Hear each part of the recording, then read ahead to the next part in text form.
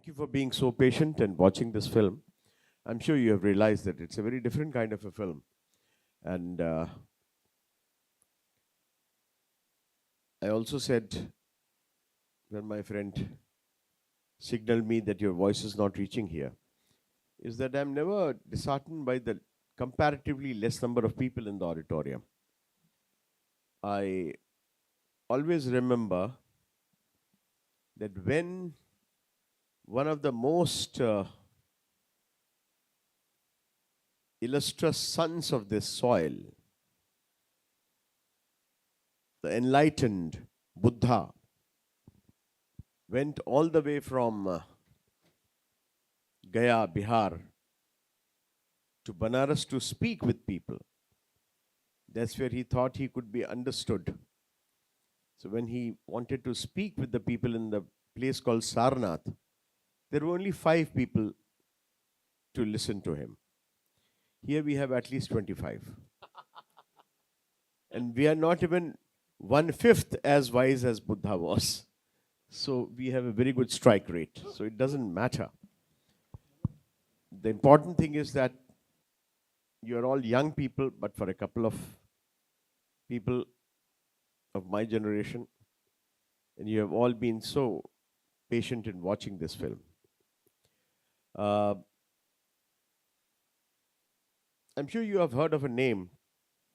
He was a great scholar. He was a great writer in Hindi language. He was a great freedom fighter. And when somebody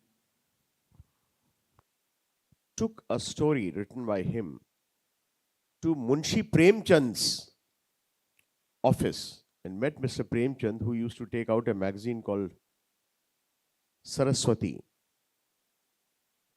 and gave it to Premchandji and said, please publish this story. Premchand read the story and said, it's a wonderful story, but who is the writer? There is no signature, there is no writer's name. He said, no. I cannot tell you the writer's name. He said, but how can I publish a story without the name of the writer? He said, there is reason, because this story has been written in the jail, the British jail. And if I give you the name of the person who has written it and this story has been smuggled out, he will be tortured in the jail. And Premchand said, should I write then a gay unknown? He said, yeah, it sounds a good name. So this a gay name was given by Premchand to this writer. His name was Hiranand Sachidanand Vatsyayan. He was one of the greatest Hindi writers. And when this novel or long story, whatever you may call it, was written by Dr. Dharamvir Bharati, he wanted somebody to write the foreword for this. And he could not find anybody but for a man like Agye, to write that in 1952, early 1952. And Agye read it, and I would like to read just one line from that foreword that Agye wrote. This is the book called Suraj Ka Satvan Ghoda, one of the most highest selling Hindi books, novels, which has already gone into something like 100 prints and 100 editions.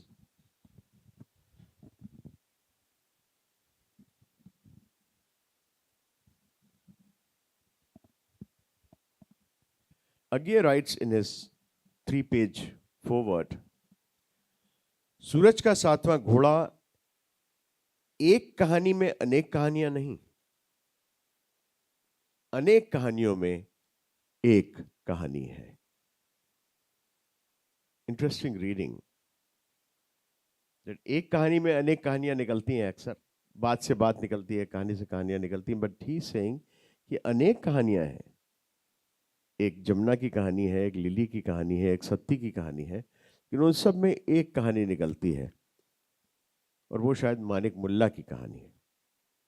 आज बड़ी खुशी की बात है कि मानिक मुल्ला हमारे बीच में मौजूद है. Was this your first film? G, my first feature film. Now, see, the first feature film, and as he was remembering yesterday that when Mr. Benegal gave him the script, how surprised he was. And I don't know whether you people were here yesterday or not. So I'd like Rajit ji to tell the story of his first encounter with Mr. Benegal.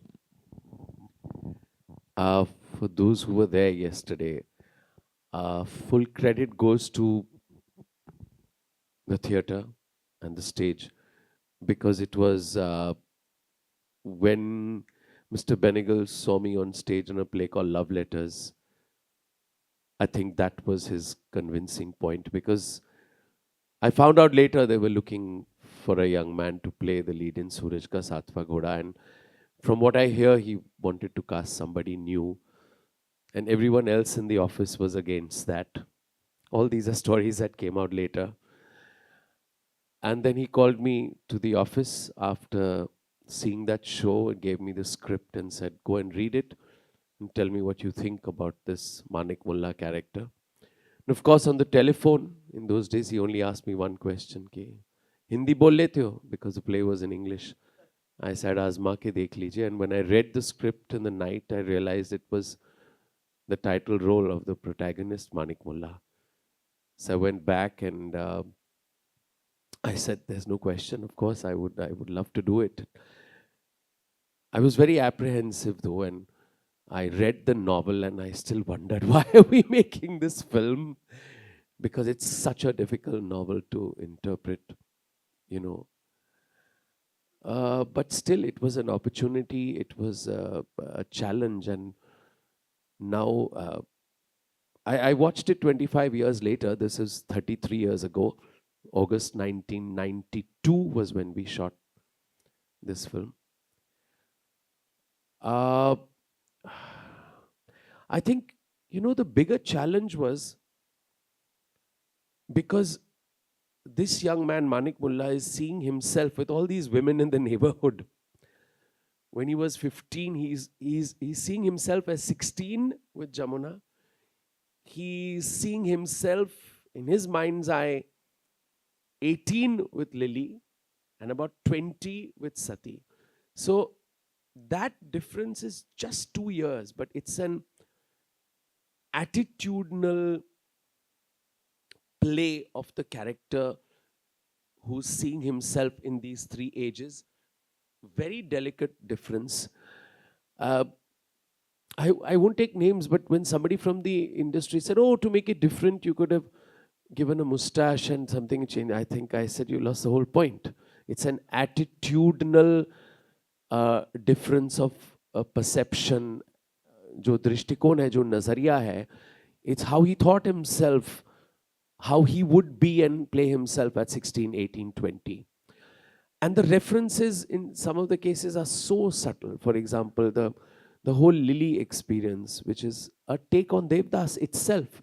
She's talking about Devdas, but he's seeing himself as Devdas. I mean, कहानियाँ इस film के साथ sir तो इतनी सारी कहानियाँ जुड़ी हैं. And when I realized that in the story with Jamuna, he has to play 16, I said, "Oh my God, what, I have to wear shorts, hairy legs, क्या करे?" तो I went waxing कराई मैंने पूरी, very painful. And then threading out here, if you see in the close-ups, and that really brought tears to my eyes. I said, how these women do it, I don't know. मैं तो रोने लग गया था. But yeah, बहुत सी कहानियां हैं sir इस फिल्म को लेकर. अब कहाँ शुरू और कहाँ खत्म, I don't know. You're absolutely right, Rajit. The way the attitudinal differences which you play, um, I mean, your sexuality also. And the thing is that The awareness the awareness about or the your kind of a of when the opposite sex, yeah of that the opposite sex when with Jamuna Jamuna, touches you yeah, and when Lily touches you and when Sati comes and close to you and touches you, your total uh, reactions are totally are different, and different, absolutely. so that's wonderful to get this subtlety of such less age difference in playing this character. I mean, this is um, uh, I was going through some of the reviews of this film, and one review which is very striking, especially about your performance, is uh,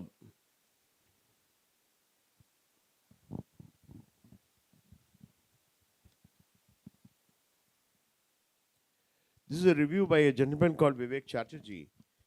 He used to be a friend of mine from Lucknow. He died in 2017, but I have kept his reviews and I published them in the book that I was writing on Mr. Benegal. Here the review says, played by Rajit Kapur, the character of Manik Mullah has many layers. He is the narrator, the storyteller, and the lover of all the three female protagonists. The canvas of his age is wide. He grows from teenager to an aged man. And then he goes into the other things. Just one line about it. So you, as the Manik Mullah, the storyteller who has a whole house to himself where there are अड्डेबाजी and जहाँ पे वो पूरा अड्डा लगता है हाँ, दोस्तों का, उसके घर में जो उसके घर में जो कुछ भी होता है वो तो बंगाली अड्डा की तरह है कि वो पूरा लगता है, और उसके बाद में जो तीन कैरेक्टर्स आप प्ले करते हैं और आपसे ही सीख करके द स्टोरी टेलर जिसको कहानियां समझ नहीं आई, जिसको कहानियां समझ में नहीं आती हैं या अलग तरह से असर करती हैं वो सपने देखने लगता है, प्लेड बाय रघुवीर यादव, और जिस कैरेक्टर का धर्मवीर भारती ने नाम भी नहीं दिया है कि नाम भी क्या है, और वो लेखक वो कहानीकार बन जाता वो है। कहानीकार बन जाता है। तो here it is one writer played by or well, let's say would be writer played by Raghuveer Yadav, who meets a storyteller who tells you stories and also sees himself as the protagonist of all the stories. Such a complex structure. But you know, this actually happens in life. In school, we used to be given a book to read, which was like a rapid reader. और उसके बाद, you know, they used to test us on the book just to make sure that you've read it. And I would read the book and I would narrate the story and all the incidents in the book to some of my classmates. But they would score more marks in the test than me. Almost like the film where Manik Mullah doesn't become a writer or a storyteller, but Raghuveer Yadav's character becomes a storyteller in so many ways. That's a wonderful thing. I seriously felt like watching this film after many, many years again today, and having reread the novel because I had to come and talk to you and talk to the audiences here. I mean, this really looks like that as if somebody is sitting with two knitting needles, and there are 3, 4 uh, uh, bunches of wool of different colors, and somebody is knitting a sweater, and then suddenly this thread starts coming more. The next time the other color starts coming more. The other time the other color starts to think. The whole knitting of this story is so Sir, strange. इस film की जो cinematography है, you know, Piyush Shah, I'm not so sure it was very obvious here with this sort of screen because the LED thing, whatever. But if you actually see it on a large screen in the theater, you realize the subtlety of tone that the In every story, in cinematographer every has. story. Yeah. So when he is looking at himself as a teenager at the age of 15 stroke 16, the tonality is pink. He has used a pink filter. The moment he matures into 18 with Lily, the so-called Devdas, it's a blue tone. There's a blue filter. Yes. And then when he kind of moves into adulthood, there's a kind of a, not sepia, there's a yellow tone to the film in these three stories. And so other than you see sometimes the same scene played differently from a different angle because it's from the point of view of a different character in the film, although it's the same scene. But it's these tonalities that also highlight perspective. And I don't think there's any other film that has experimented with that. So in a sense, this film is so experimental, never attempted by anyone ever before. And actually, it wasn't received very well earlier. It didn't do well. It firstly got a screening of morning show at Liberty, if I remember correctly, at 11:30, and it was a washout. And you know how they say it's like wine which matures over the years. And now, when I look at it again, I just can't believe how the hell did we bloody make this film? It just seems unbelievable. I would like to mention one more Benegal film and how he kind of excels in using these different tones for the different stories, or let us say different shades of the same story, if you go by what Ageji has said, was Bhumika. In Bhumika, also for different periods, he had not only used different tones, Mr. Benegal, but also Yeah, had for the used different stocks. एक right, में कहीं पे Kodak था तो एक में Geva colour right, था तो एक में ईस्टमैन Fuji, कलर था एक में फूजी yes, कलर था. yes, So he chose a stock for different. different एक black stock and white था. for eight. Yeah, there's a whole black So and white that thing in itself that. was a great experiment, which again has not been done in India at least. I don't know whether anybody in Hollywood or other places or in Europe has done it or not. But Mr. Benegal chose the stock differently for different stories in Bhumika. And here, but you had a Piyush Shah, the cinematographer. And Piyush has been using this film. I later found out when he was teaching cinematography in Scandinavia, I think somewhere in Finland.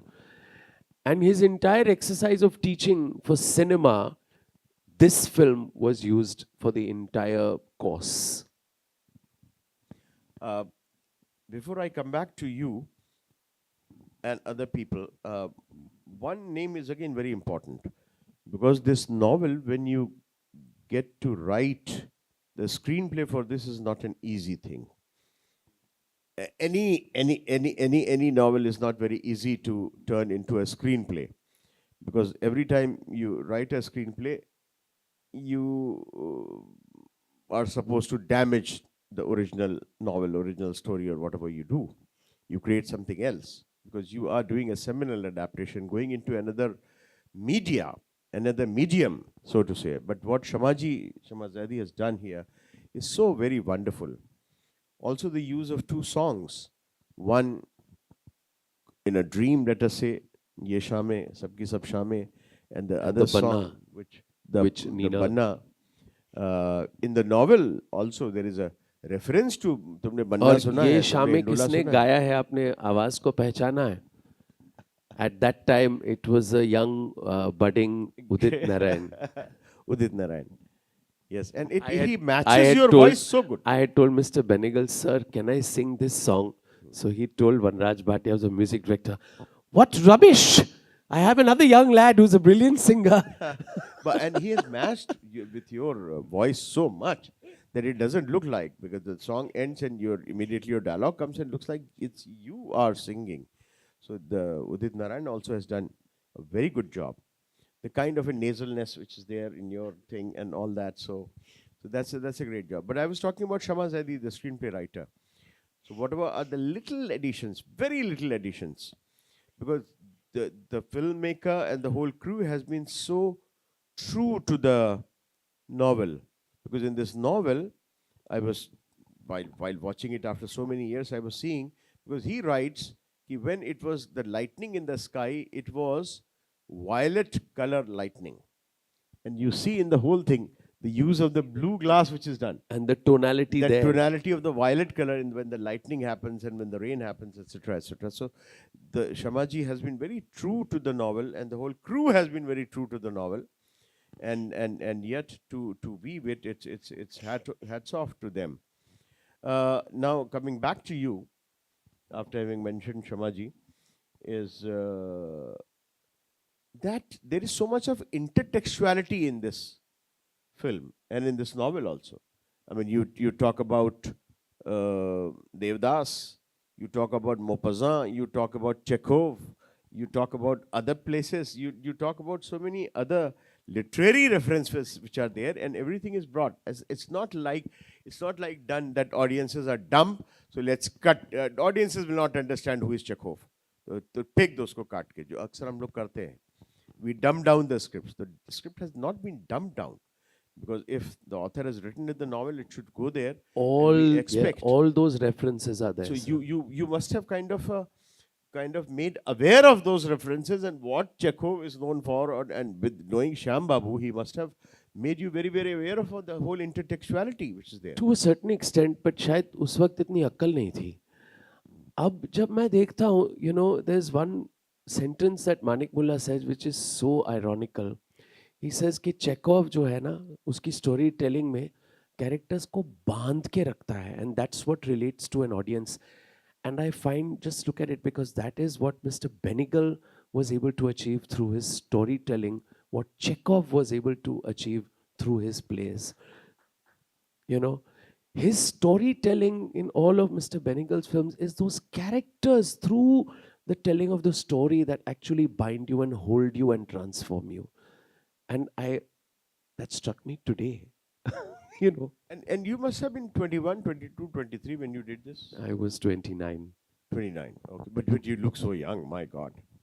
Lucky you. बाल अब झड़ गए सारे. But everybody else, I mean, look at Pallavi, look at Rajeshwari, look at everybody is so young, and to be able to understand this complex structure must have been a task for you people. Well, as you said, the first credit the writer Dharamvir Bharati, second Shamaji. हम तो कठपुतलियां हैं, but जो gravitas, जो बुनियाद है, जो नींव है, the foundation of it is really in the writing, and then how it has been transformed by the director and the cinematographer. And I think I was so privileged that I had three fantastic women opposite me, and I still today think that they are probably the finest that we have in the country, and still underrated to a certain extent, because they are absolutely exceptional.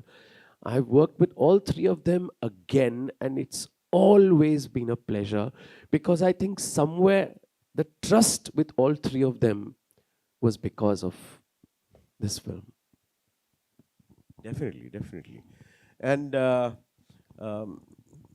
me, what are the best days, or what are the worst days of shooting that you remember from this film? The first day, the first scene that I had to shoot in this was cutting that watermelon. And that only was bothering me because it was a strange knife and this huge watermelon. Actually, the way you were holding the knife and eating it, I was feeling very and as I frightened mentioned, there. Sitting I there. was so nervous. So, एक तो it was बहुत छोटा सा कमरा था, and as I told you, there were 100 eyes looking at me, because it was Mr. Benegal who took that call that I want to cast this new chappie, Rajit, in the film. And I know, which I got to know later, that everybody else really was not in favor. So that gaze of everybody there, देखे नया लौंडा क्या करेगा, एक तो वो मुझे डरा रहा था, ऊपर से पहला सीन जो दिया था वो वाटरमेलन और ये चाकू के साथ था. But Mr. Benel ने चुपके से आके मुझे कहा, young man, I think you're nervous. We'll wait for 10 minutes and then we'll start shooting. And in the same room, I realized the sensitivity of this man. When a director does shot division, he tells you that this scene is from this point to this point, and okay, now we're going to do this bit. And one of the scenes we also did in those first or second day of shoot, which comes towards the end of the film, where he's reciting to his friends and he's also kind of half looking out of the window. मैंने क्या जिया, मुझे जीवन ने जिया, ऐसे. And that was not in part of that particular shot that he had decided. But I just carried on with the flow of the scene, because I knew what I had to say next. And I saw, and I was hoping that nobody would stop me, because the shot was supposed to end before that. And I just saw from the corner of my eyes Mr. Benegal's hand go up to Kemu, who was the chief assistant director, and the others, that don't stop him. Let him continue with the flow, because something began to happen.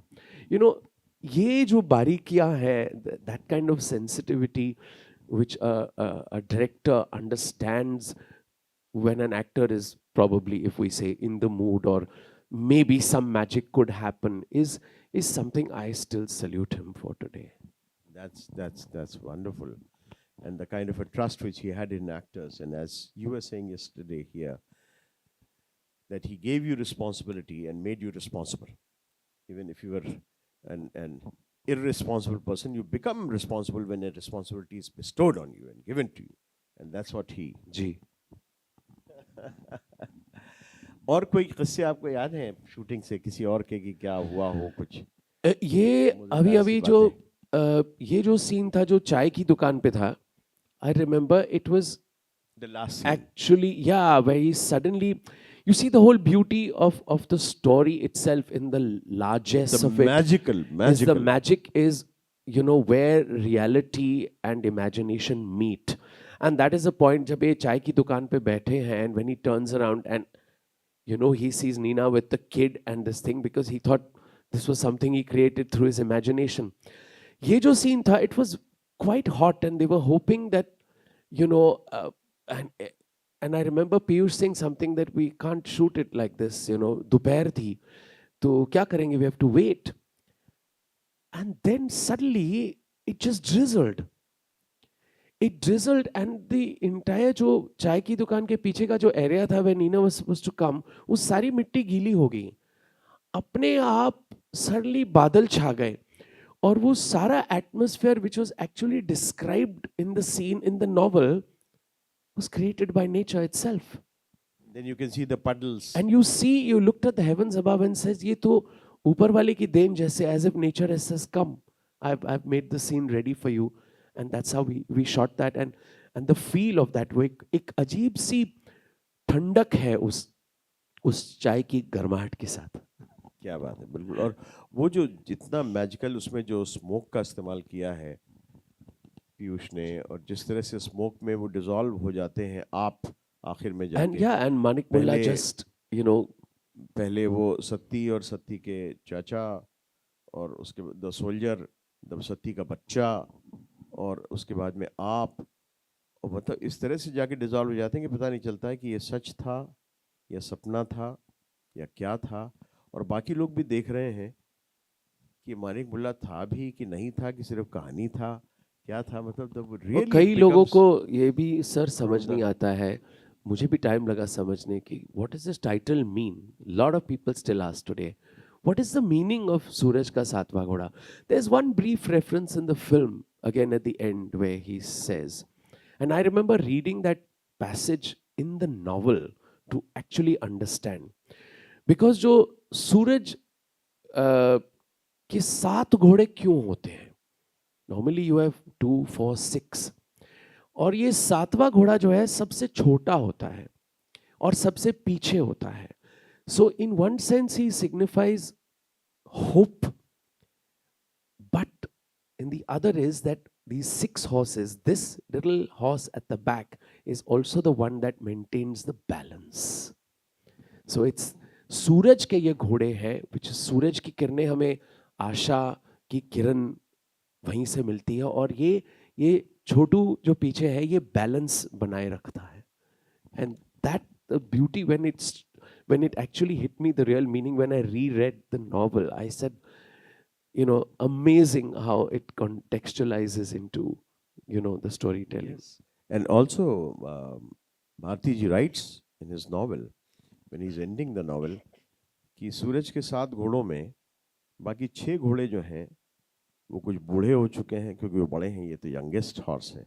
कुछ के पैरों में घाव हो गए हैं, कुछ के पैर टूट गए हैं, लेकिन ये 7वां घोड़ा जो यंगेस्ट घोड़ा है उसके पंख भी, अभी सूरज के घोड़े के पंख भी होते हैं ना, तो आकाश में चलता है, उसके पंख टूटे नहीं हैं, उसके पंख मजबूत हैं, टूटे नहीं हैं, और वो उसको दिशा दे रहा है, और दिशा उसको दे रहा है balance वो दे रहा है, छोटा पीछे. और वो उसको ले जा रहा है. So the hope, even after the 6 horses are wounded, there is the hope. The 7th horse is the horse of hope. And Rajit ji, And that reference is also that during those 50s and 60s when Dharamvir Bharati ji wrote the novel, there was a lot of educated youth that was unemployed. That's right. What we call the Indian Renaissance period. And it was a reference to that you know, we are sort of moving ahead, progressing, and still there are no jobs. And it was still sort of there to motivate that youngster. I would also like to read, because sometimes you miss this little thing, that in 1952, when Dharamvir Bharati ji wrote this novel, or novella, you can call it, because just before that he had another novel which came in 1950, which is the single most selling Hindi novel, जिसका नाम है गुनाहों का देवता. वो अभी तक भी उसके 175 एडिशंस आ चुके हैं अब तक, और उसके ऊपर 105 भी फिल्में बनी हुई हैं ना, उसके ऊपर भी बनाई है कई लोगों ने, लेकिन फिल्में थोड़ा बनी हैं. बहुत अलग कर करके बनाई है लोगों ने. गाने जरूर लिखे हैं कि मुझको बना दिया है गुनाहों का देवता, चाहा था बनना प्यार की राहों का देवता, मुझको बना दिया है गुनाहों का देवता, वो सब अलग बातें. लेकिन the first thing that Dharamvir Bharati writes in the beginning of this novel is a poem by Angelo Siciliani, who was an Italian poet. Of course, he must have written it in Italian, and Mr. Dharamvir Bharati must have read it in English, but then he translates it and gives that as a kind of a before the prologue it comes. And that little poem I would like to read you, 6-7 lines. आगे बढ़ो, सूर्योदय रुका हुआ है. आगे बढ़ो, सूर्योदय रुका हुआ है. सूरज को मुक्त करो ताकि संसार में प्रकाश हो. देखो उसके रथ का चक्र कीचड़ में फंस गया है. आगे बढ़ो साथियों. सूरज के लिए संभव नहीं कि वो अकेले उदित हो सके. कितनी बड़ी लाइन है. It's not possible for sun to come out alone. सूरज के लिए संभव नहीं कि वो अकेले उदित हो सके. घुटने जमा कर, सीने अड़ाकर उसके रथ को कीचड़ से निकालो. देखो हम सब उसको सहारा दे रहे हैं, क्योंकि हम सब सूरज के अंश हैं. We are all part of the sun. Without sun, you wouldn't exist. तो ये जो सूरज है इसको निकालना है, और उसका 7वां घोड़ा ही सही उसको हमको बचा के रखना है. अगर 6 चले भी गए हैं तो क्या हुआ. तो ये जो यहाँ से बिगिन करते हैं और जहाँ पे नॉवल को जाके ख़त्म करते हैं, वो अपने आप में बड़ी कमाल की एक बात है. जी सर. आप मुझे बता रहे थे कि कभी कभी जब चीज़ें आप लोगों को समझ में नहीं आती थी तो आपको ये भी डर लगता था कि इस फिल्म को कोई समझेगा कि नहीं समझेगा. तब आप क्या करते थे, और आप लोगों ने एक गीत लिखा था वो भी सुनाई दुबे दीजिए आज. जी भी इस बात को लेकर परेशान थे कि I hope he was still hopeful. कौन कौन परेशान थी? दुबे जी कि I Dubey ji. Hope people will understand. Satyadev Dubey. Satyadev Dubey, famous. that people understand this film. And we were sitting at Mr. Benegal's house. He had called us all for dinner after the film was ready and all. So Pallavi and myself, and we got a little tune because we were really worried. ये जो गाना है, ये शामें सब की सब शामें. So I so Dubey ji said, सुनाओ सुनाओ श्याम बाबू को सुनाओ जो तुमने क्या सोचा है. So what it came out to be was, ओ श्याम जी, बेनेगल श्याम जी, क्या इस पिक्चर का अर्थ नहीं. सूरज का 7वां घोड़ा क्या, क्या ये सारी मेहनत व्यर्थ नहीं, क्या ये मेहनत सब व्यर्थ नहीं. He was very amused about it. और अभी भी कई लोगों को समझ नहीं आती फिल्म. अब वो चलिए कहते हैं लोगों से- कहते हैं दोबारा देखनी पड़ेगी तब बिल्कुल, शायद बिल्कुल, समझ बिल्कुल. में आएगी. अब आप लोगों से बात करते हैं. आप लोगों को समझ में आई और कैसी लगी? बिल्कुल अपना अपना फ्रैंक ओपिनियन दीजिएगा, और अगर कोई चीज प्रश्न है Sir, आपके. you know the funny thing is that it's so strange. We are in Calcutta today. Calcutta was the first city to acknowledge the beauty of Suraj Ka Satvan Ghoda. And I'm sure. And I think immediately after there is, I don't know whether it was a Kolkata Film Festival, but Mr. Benegal called me and he said that the critics here, Rajit, have given you a Best Actors Award for Suraj Ka Satvan Ghoda. Wow. That was all from here. क्या बात है.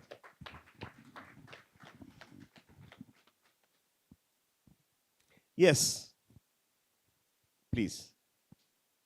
एक mic दे देंगे उनको. Thank you, sir. I have seen the movie, and I learned one thing, that this movie signifies that Little louder. Close Hello, mic close hello. to your mouth. Am I audible? Hello. Yeah, yeah. Yes. This movie signifies that signifies. Uh, I learned one thing that when the sun is rising and sun also getting set, so we understand that uh, we know one coin there is also sorrow and one another side also happy. So this movie teaches us that um, sometimes we feel hopeless, but we need to arise, We need to continue to hope. continue to That's hope. what it's saying. We And to use our imagination sometimes, even in the we can worst of possible situations, to help to take the, what should you say, the gorges of reality and move. the society is also now is going on in such formula also that we are suffering a lot of problems, but still we are want to live and want to do something good also. This movie signifies like that, I understand. Yeah, I think you're right, definitely. This whole Thank you, sir. struggle between the hopelessness and hope, the struggle between the coming darkness and the light. It's the Hello. My name is Mondar, and I'm right from the city. I just need to share a few things which came as a conjecture also, strange ways. I'm just coming from archive. I'm part of Satyajit Ray Foundation, and I'm working on Nimai Ghosh's kind of chronicling the archives to be sent to universities in USA. So I was just cataloging Nimai Ghosh's photo where Govinda Nihalani ji and Shyam Benegal ji was doing that particular interview session with him, and just numbering it and coming out from the session here. And this is the first occasion I've seen this film, though being a movie buff, because every time I browse YouTube, I get to Mammo, because I live this film and I rewatch Mammo every time. Three questions I just came to my mind, or as a trivia. Dharamvir Bharati had said, and that's so evident throughout the picture, I have read more Bengali short stories than any other language short story, being my own language short stories. This is so evident in every frame. It's just like Bengal. It's not just that Ganga Jamuna plain, it's just being in Bengal. Second point I would be saying, there's always a subconscious look-alike phenomenon that goes in the director's mind while casting someone. Rajit ji here embodies quite a look-alike nature of none other than the Gandhi of first Indian cinema, that the first posterman, Pramothesh Barua, who had done, take it as a compliment in your filmography. It came as might be a subconscious, and the storytelling is so intertwined. I was figuring out that this is a very modern day concept, like Tenet or Christopher Nolan films. And Christopher Nolan is very much aware of Shyam Benegal filmography, and he had personally met him in 2018. So these are my sharings with this view. I'm so enriched to be here. Thank you. thank you. It's so strange you say Christopher Nolan, because even I was thinking about the same Yes. thing, that this was 1992 and it has, that very Nolan-esque kind of feel to it. Whoever will turn out what character, Yes, like the last yes. twist of Yes. Raghuveer Jadhav saying things, Yes, that is a exactly. currency of modern filmmaking now. You cannot bet on one character. I mean, not only Christopher Nolan, much later than this film, Inaratu before him, and then other filmmakers. And as far as the same incident being seen through 4 different sets of eyes and being told that Rashomon Rashomon, is like. there. But I said Rashomon could not have affected Dharamvir Bharati, because Rashomon was released in 50 and was seen by the world only by the end Much of later. 51 and 52, when it will travel to Venice Film Festival, etc., etc. And I'm sure that Kolkata must have got it thanks to Satyajit Ray and the Film Society movement which he had launched. But there is no way Allahabad did not even have a film society at that time. Lucknow had a film society at that time, thanks to the influence of Mr. Ray and his association with Lucknow. Because Mr. Ray has a whole book of the stories about Bengalis of Lucknow, if you know. So, wonderful stories where he has. So there was no way that this man could have seen and then immediately gone and written a novel also connecting it to so many Indian images and things. So there's no connection. But then from, and Mr. Benegal has been true to the novel and not to Rashomon or anything else. And so your compliment is very correct that how much before Nolan and other places he gets this kind of a structure to talk about. And your comment number 1 and 2 are also wonderful. Thank you. Anybody else? Yeah. Good afternoon. My name is Sanjay Paul. So my query somehow stems from yesterday's conversation also that was there on the podium. You spoke about how Shyamji would pass certain amount of onus and responsibility on the actors. Now, this character, as you said right now, has this attitudinal, maturity that is being shown over here. So how much of it was, you from reading the novel and the script, and how much was Mr. Benegal, telling you, and then how much did you put in over here? I think it's all collaborative. It's very difficult for me to pinpoint how and when. But when you have the trust of a director who allows you to explore these possibilities, your responsibility increases. I must also admit I had a lot of help from my dear friend who actually plays my brother in this film, Mr. K.K. Raina. And he helped me a lot as well, because he was a much senior actor and I got very friendly with him while working on this film. So I would talk to him about it as well, share my thoughts of, exploring those possibilities. And I know the one of the most difficult parts was actually the Lily story, because how much of that Devdas-like quality to bring, that balance. So there also Mr. Benegal was very clear that we can't tip over on any other side. It has to be wo patli pagdandi hai, us reality ki. You can't, I can't be Dilip Kumar and Motilal's Devdas at the same time. It has to be Devdas-ish. So you were well aware that, that I have to have this different attitudinal reactions Oh yes. throughout. Oh yes. Oh yes. Thank you. And you're absolutely right that he had read Dr. Dharamvir Bharati, was very well aware of Bangla language, Bangla writing. Bangla writings were very popular in the Hindi heartland. People had started learning Bangla language to be able to read Sharad Babu and other writers of Bengal those days, and Tagore, and especially Dr. Dharamvir Bharati was a polyglot who knew many languages, including Bangla, very well. And then his would-be wife, Dr. Pushpa Bharati, also was teaching here in Kolkata for a very long time, teaching Hindi in a degree college. So he was a continuous visitor here to Kolkata. Yeah.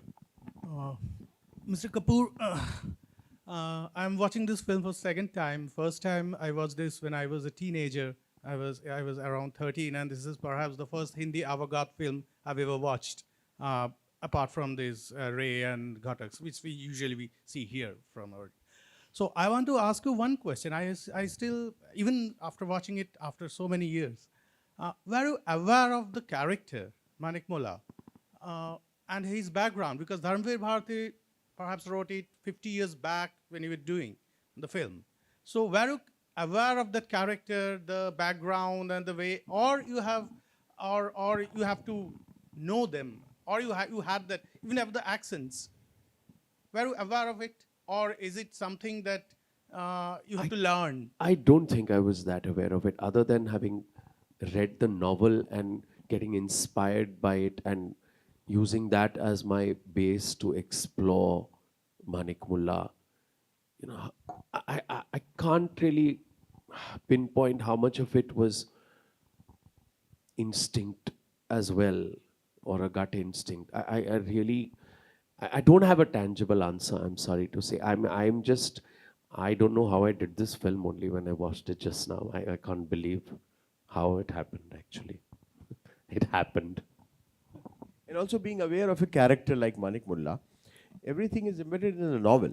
After that, you imagine definitely. A novel talks about his sociology a little bit, so to say. Yeah, his That that his background and that he was educated, we know from the novel, but he had nothing to do, so he would yes, spend his time entertaining his friend, telling stories, and using these, in this case, these three women who lived around the corner from him. that he was a Kashmiri is mentioned in the novel. But that's why the title Mullah, who are the Kashmiri Pandits. That's why perhaps Mr. Benegal cast a fair actor. And even his brother, K.K. Raina, was a real Kashmiri. So it's not accidental that this role was not given to Raghuveer Yadav and given to him. And Raghuveer Yadav, what he was, because he is one of the dullest persons in the novel, the writer himself, because he's not talking about himself. He's talking about this character who was smoking sometimes, played by Siraj, who used to be my student in theatre once upon a time, was a leftist Marxist who every time gave a leftist opinion of the story. The other one was a very innocent kind of a person who did not have much opinion here or there. And So actually, they represent the social fabric social fabric of the the society. times then. So he did take in account whatever were the traits given inside the novel, and the director must have told him. And But whatever it's very difficult to came break from it down. instinct. I'm afraid I really don't have a specific thing to help answer that question.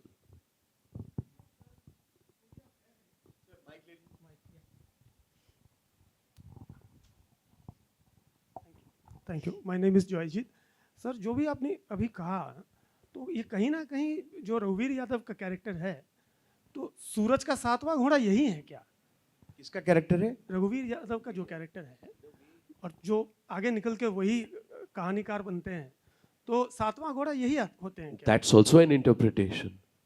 That's also an interpretation, and character nahi bhi sahi, so that spirit, that spirit that That spirit. spirit, I think, is Suraj Ka Satvan Ghoda. Thank you Good evening. My name is Srijoy. I'm a massive fan of yours, and I'm literally shaking right now that I'm actually asking you a question. I mean, I've had a chance to meet you at Prithvi many years back, but I never thought I'd actually get up and ask you a question in amongst people. First of all, I've watched this movie today for the 4th time. This is one of my favorite movies. Mamo is another one which I've watched, I think, 3 times. And then, of course, I've watched many of your other movies several times. And I've been your fan ever since I watched you in Bomkesh Bakshi. And Thank you. that, I think, was right after this. It was probably a year later. Actually, before this. Before this, okay. I shot Boomkesh before in 1991. Oh, okay. This was 92 August. I see. So Boomkesh actually happened before this, just before this. And you share a very interesting relationship with Ajit, who is played by Mr. K.K. Well, because we became friends during the shoot of Bomkesh Bakshi. And then I realized here he was playing my brother, and here he was the one helping me and guiding me through this film. Right. So, That's the irony of it. right. So, I mean, I also wanted to ask you, playing this character of Manik Mullah or playing the character of the little boy in Mamo, who grows up and becomes a writer himself, writes about his maternal aunt's story. And of course, playing Bomkesh Bakshi, how different was it to sort of course, you didn't play them together, I'm sure, but how different was it to enact such different characters at different times and sort of portray them on screen with such aplomb? And another question to Mr. Tiwari, and I've recently watched you in Maharani, and I've really loved your character as the governor of Bihar. Tell us a little more about Mr. Benegal's story. I mean, I've probably watched all his movies. Mirch Masala is one of my very favorite Mirch movies. Masala is not by him. That's by Ketan Oh, I'm Mehta. so sorry. Yeah, got that wrong. But of course, yeah, Mandi and other movies I've watched of him. So do tell us a few things about him and his movie making style. After we've all heard from Mr. Kapur about my first question. Thank you. Again, I'm not sure I have a very definitive answer other than the fact that every project, your base is always your story and your script, and then you build over it with the guidance of your director to fit into his notion or his vision or his imagery of what he or she is seeing and perceiving. So that is my job as an actor. And that remains constant with every project, at least what I do, that I have to build my base or build the character starting from there. What does the writing have to offer me to start my work or my preparation as an actor? What is that the director wants out of me through what has been there on paper? And then you just build, and the building up of that character or whatever role it is can go in any which way or in any direction, with the help of your co-actors, with discussions, with readings, with research that is sometimes offered to you by the director or initiated by the director. So then it goes in total different directions until you actually have created or managed or tried or attempted to create whatever you see.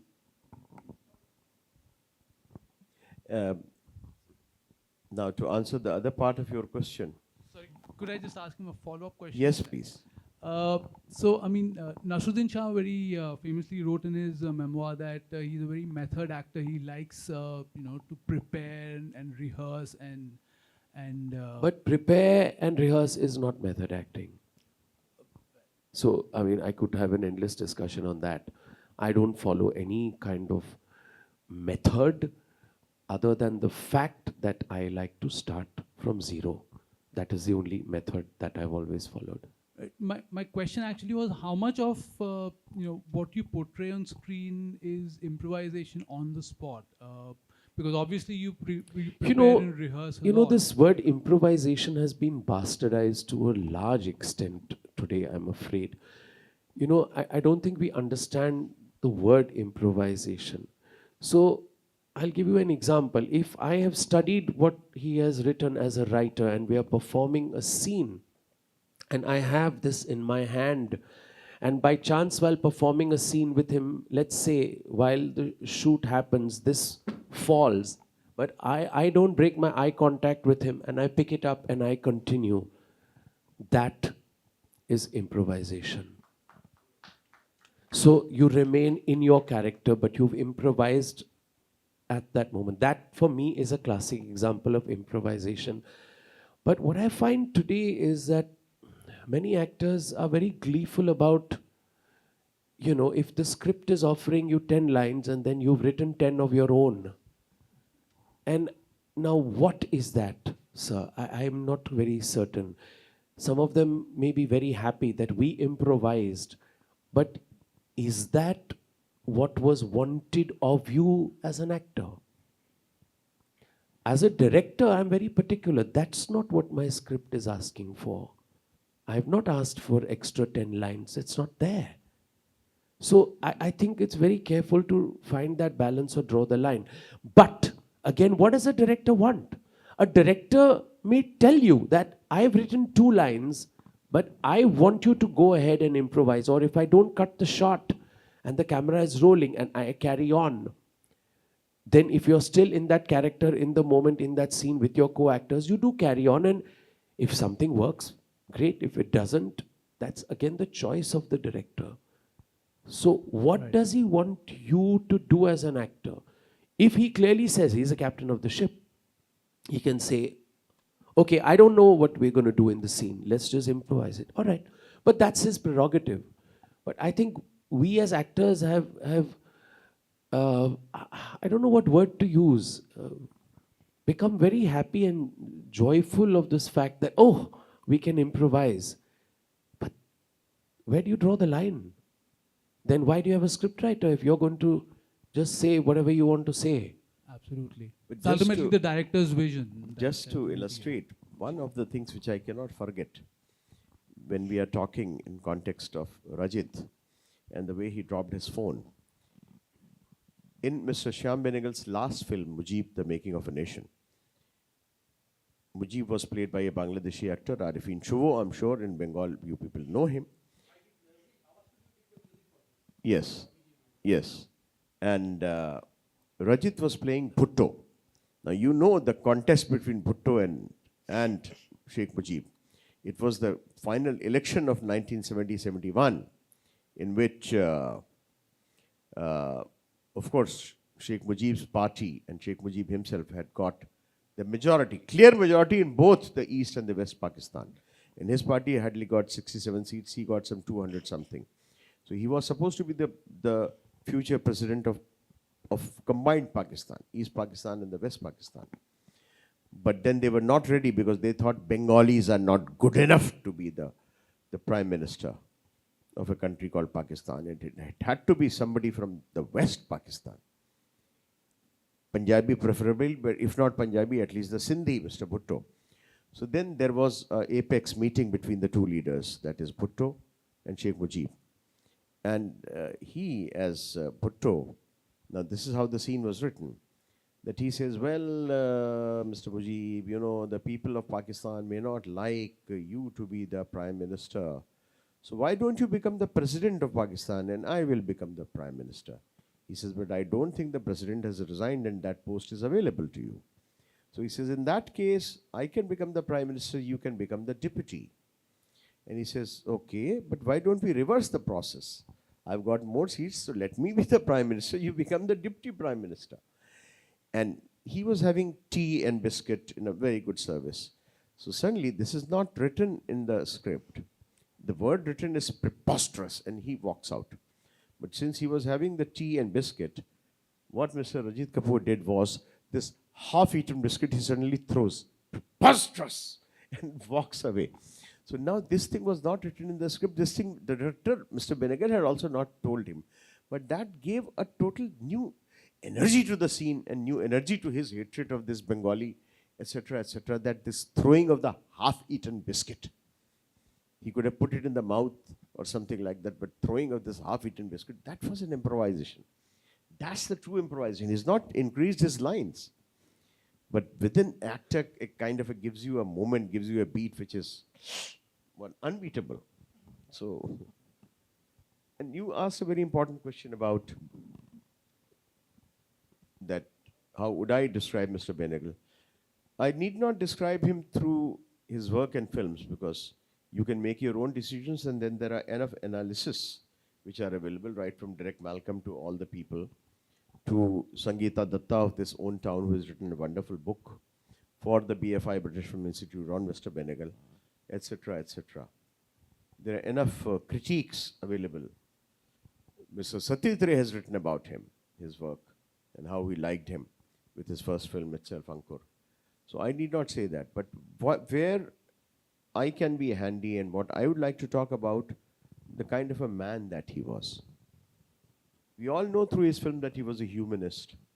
We all know through his film that how he stood for the downtrodden, for the underdog, for the voiceless of the society, he gave them a voice. We all know that through the film.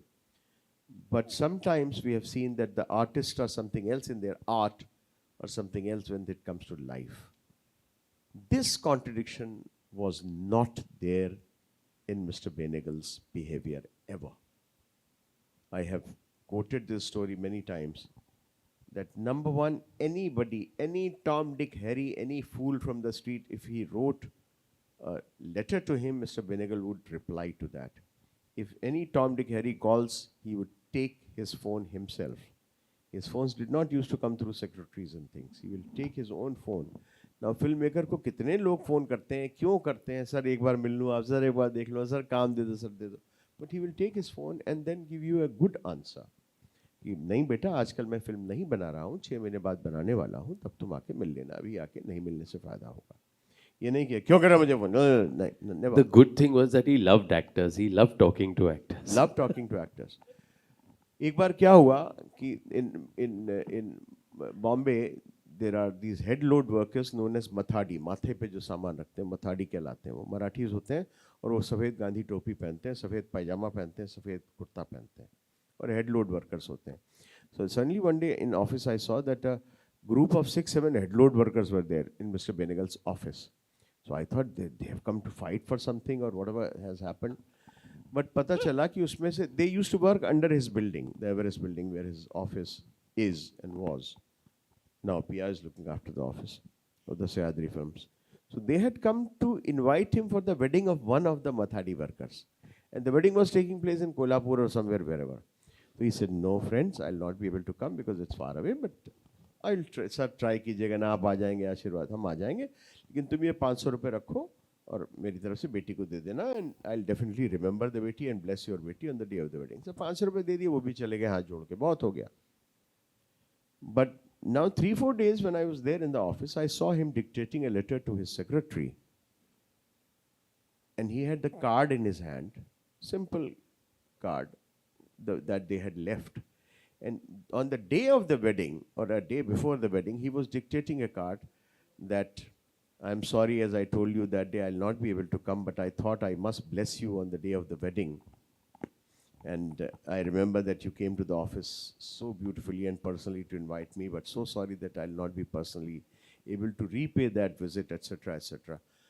किसको याद रह जाता है यार, एक कुली आया तुम्हारे घर पे शादी का लेकर के इनविटेशन, तो कुली को 500 रुपए दे दो, हो गया. वो कुली भी भूल गया और तुम भी भूल जाओगे ना. लेकिन नहीं, उस कुली की बेटी के लिए एक लेटर लिखना चाहिए. ये जो था, that was Benegal. Even when he was the nominated member of the parliament of the upper house of the Rajya Sabha, how many people are, right from Rekha to Sachil Tendulkar to everybody, is sent to the Rajya Sabha, or even they unfortunately win in the Lok Sabha, people like Kangana Ranaut, so to say. I'm just talking about the film people. What do they do in the parliament? Nothing. They don't have the akal to do anything, and even if they have the akal to do something, they will not do anything. But Mr. Benegal, when he was the member of the parliament, he brought a bill to that the landless laborers could also be given a little share in the lands. So that's kind of a bill. The bill did not pass because private members' bill usually do not pass unless they have the backing of a political party. So it did not pass. But the thing is that he tried to do something. I remember when we were shooting for Bose the Forgotten Hero. Here the pictures are there onto your right. You can see them. My younger brother got into an accident, and he was in coma for 3 weeks. And I had to leave shooting in Bombay and go and be with him in the city of Kanpur where the accident had happened. And Mr. Benegal at that time was shooting inside a city forest in Bombay called the Sanjay Gandhi National Park. He was shooting inside the forest, and I'm talking about 1902 or 3, something like that. The cell phones had come, but the towers were not there, and not especially in a jungle. But every day at the lunchtime, he will travel for about 7-8 kilometers to come out of that jungle in Borivali and make a call to me, Atul, how is your brother now? What was the need? I mean, I would have run back to him, sir, abhi mera kaam hai na, aapne mujhe nikala to nahi na film se. I would have run to him. But instead of that, he was running that 7 kilometers every day and 7 kilometers to go back to the shoot at the lunch time, which is just a 1 hour lunch, to make a call to me. That kind of a compassion to have is a rare thing in the people of our film industry these days.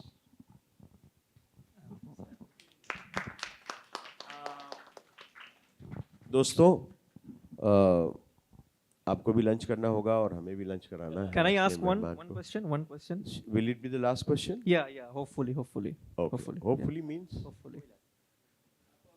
Definitely. Well, Yes. hi once again, Rajit sir.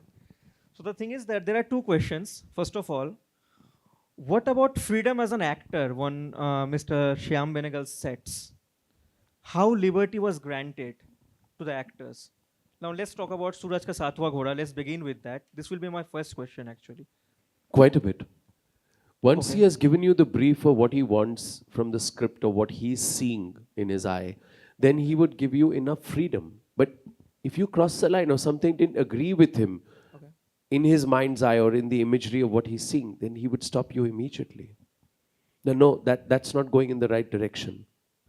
So pull back, or we got to try this a different way. This is not working. He would be bang on and say it if it's something is not working for him. And if it's something that you are suggesting or offering and he feels you are taking this step one further or adding something more meaning or more meat or trying exploring something different and it works, he would be more the happier. Okay, another question would be, now it was your first film, right?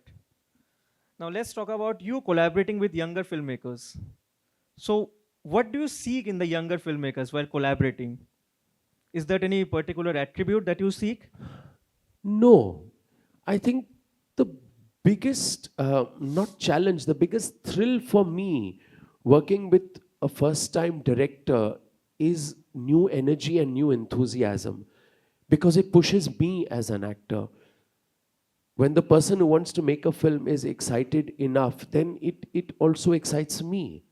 When a director comes and explains his vision, this is what I'm seeing, this is what I'm seeing, this is what I think you can bring on the table, then it makes me think and energizes me. But again, that's a very generic thing.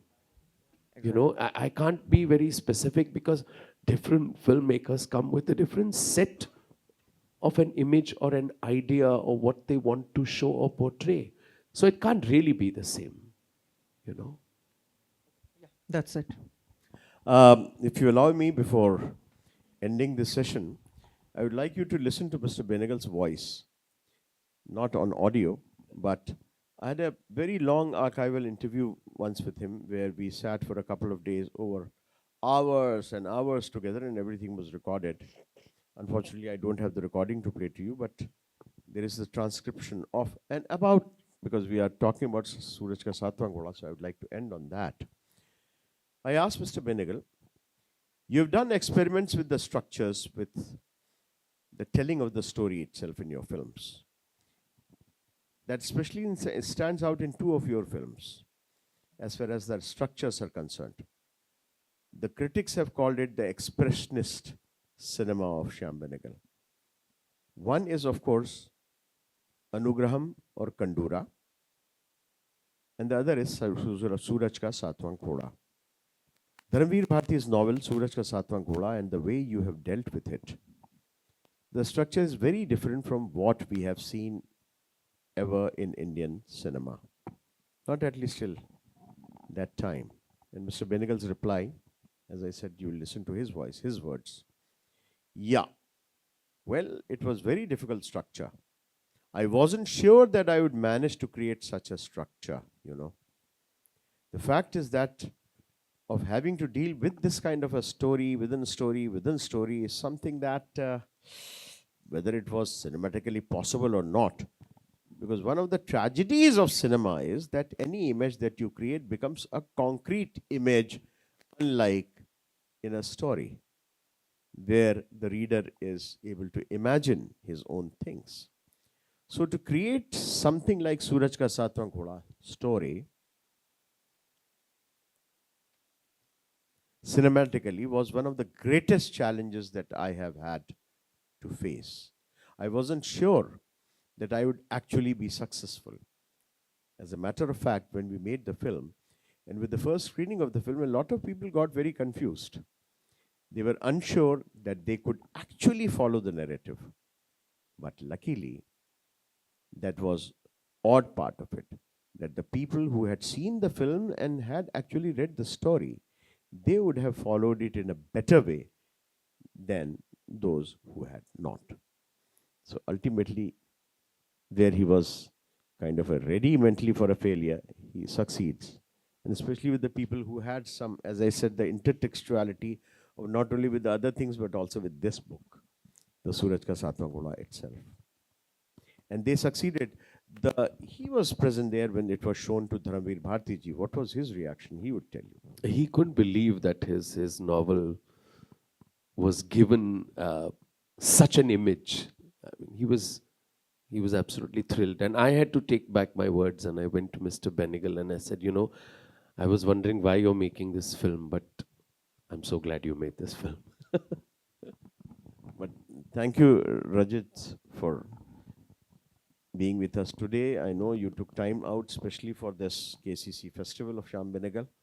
So thank you from my behalf. Thank you. From the you. behalf of Thank the you for KCC, having me here. and thank you on the behalf of Thank you, everybody who's there. all of you. Thank you. Thank you very much. for You have been a spending your wonderful time, audience. Thank you. your afternoon on Saturday.